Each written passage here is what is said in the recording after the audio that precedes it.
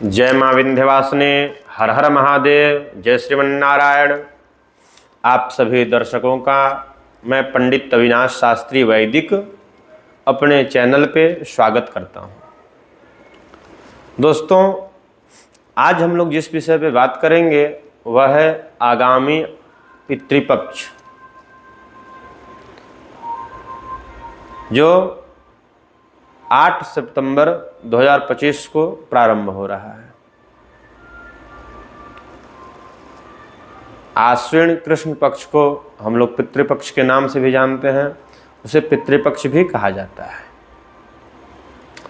तो इस पूरे 15 दिन में हम सभी सनातन धर्मावलंबी अपने कर्तव्य के अनुसार अपने पूर्वजों को याद करते हैं, उनके प्रति अपना श्रद्धा सुमन अर्पित करते हैं और अपने कर्तव्य का निर्वाह करते हैं। दोस्तों, आज हम लोग इसी विषय पर चर्चा करेंगे कि आखिर पितृतर्पण अथवा पितृश्राद्ध क्यों अनिवार्य है। शास्त्रों में कहा गया है कि देव कार्य से ज्यादा विशेषता पितृकार्य को दिया गया है। हमको देव कार्य से पहले पितरों को तृप्त करना चाहिए। यदि पितृ तृप्त हो जाएं तो हमारे घर में, हमारे परिवार में ऐसे ही मंगल होगा। कहा गया कि देव कार्यादपि सदा पितृकार्य विशेषते, देवताभ्यो ही पूर्वम पितृणामाप्यनम वरम।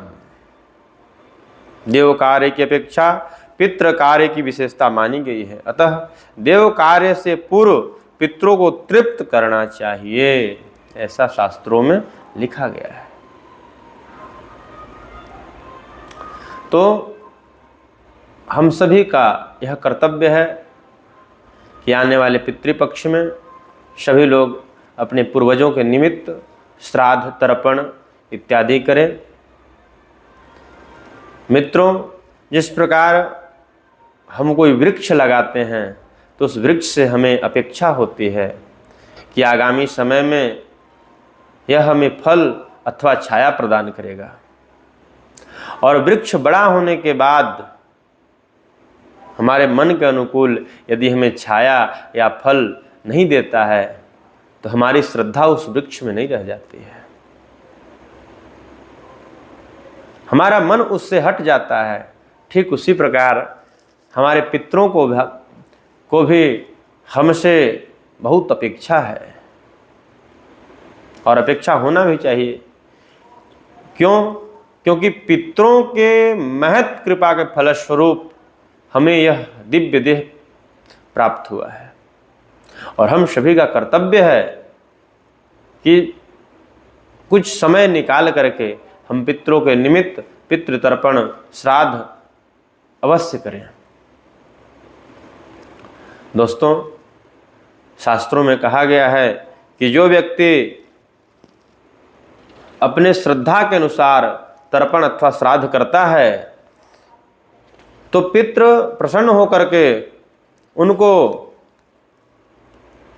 आयु, संतति, धन, विद्या, राज, सुख, स्वर्ग एवं मोक्ष प्रदान करते हैं, ऐसा शास्त्रों में उल्लेख है। आइए जानते हैं कि श्राद्ध किसे कहते हैं। तो श्रद्धया पितृन् उद्दिश्य विधिना क्रियते यत् कर्म तत् श्राद्धम। पितरों के उद्देश्य से विधि पूर्वक जो कर्म श्रद्धा से किया जाता है उसे हम श्राद्ध कहते हैं। तो सभी लोग अपने सामर्थ्य के अनुसार श्रद्धा से आने वाले पितृपक्ष में अवश्य ही तर्पण अथवा श्राद्ध करें।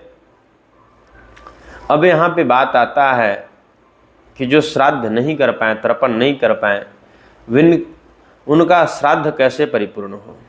तो शास्त्रों में उल्लेख है कि ब्राह्मण भोजन करा देने से भी श्राद्ध की पूर्ति हो जाती है। वेदों ने ऐसा कहा है।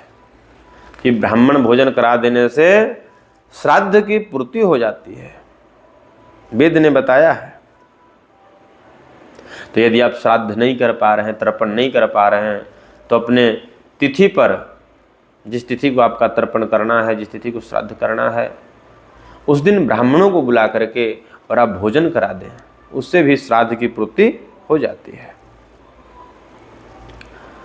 अब यदि हम ब्राह्मण भोजन भी नहीं करा पाए तो कैसे करें? तो उसके लिए शास्त्रों में आदेश है कि सुखी सामग्री, सुखी वस्तुओं का दान कर देने से श्राद्ध की पूर्ति हो जाती है। जैसे अन्न, घृत, चीनी, नमक, षड्रस वस्तुओं का दान कर देने से, किसी ब्राह्मण को दक्षिणा सहित इन षड्रस वस्तुओं का दान कर देने से संकल्प करके तो श्राद्ध की पूर्ति हो जाती है। अब हम लोग कुछ श्राद्ध में विधि निषेध पर चर्चा करेंगे। तो हम लोगों को सबसे पहले श्राद्ध में किस आसन पर बैठना चाहिए, आसन कैसा हो, इस पर हम लोग चर्चा करेंगे। तो श्राद्ध में जो आसन है वह कंबल अथवा कूस इत्यादि का होना चाहिए। यदि आजकल प्रायः लोगों का बैठने में दिक्कत होता है, तो जिसके चलते लोग ऊंचा आसन लेकर बैठते हैं, तो अगर ऊंचा आसन लेकर आप बैठ रहे हैं तो उस आसन में कहीं भी लोहे का कील का प्रयोग न हो, ऐसा अवश्य ही देख लेना चाहिए। दूसरा, पुष्प, सफ़ेद पुष्प और सुगंधित सफ़ेद पुष्प का उपयोग करें। तीसरा, कूश और कृष्ण तिल, काला तिल का भी बड़ा महत्व है, तो कृष्ण तिल और कूश अवश्य प्रयोग करें। क्यों? क्योंकि भगवान जनार्दन नारायण के शरीर से ही ये दोनों का प्रादुर्भाव हुआ है, इसलिए इनका बड़ा महत्व है। आगे कुलीन, संध्योपासन, गायत्री जपने वाले ब्राह्मण को बुला करके भोजन कराएं और ब्राह्मण से श्राद्धीय भोजन का स्वाद का चर्चा नहीं करना चाहिए और न ही ब्राह्मण को उस भोजन का प्रशंसा करना चाहिए, ऐसा शास्त्रों में आदेश है। भोजन करने समय ब्राह्मण को भी चुपचाप भोजन करना चाहिए, बोलने का निषेध किया गया है। तो इन सब विधियों को ध्यान में रखते हुए आप श्राद्ध करें, तर्पण करें। यदि तर्पण का शक्ति न हो तो ब्राह्मण भोजन करा दे, उसका भी शक्ति न हो, उसका भी योग न बने तो सूखे वस्तुओं का ब्राह्मण को दक्षिणा सहित दान कर दे संकल्प करके, तो इससे श्राद्ध की पूर्ति हो जाती है।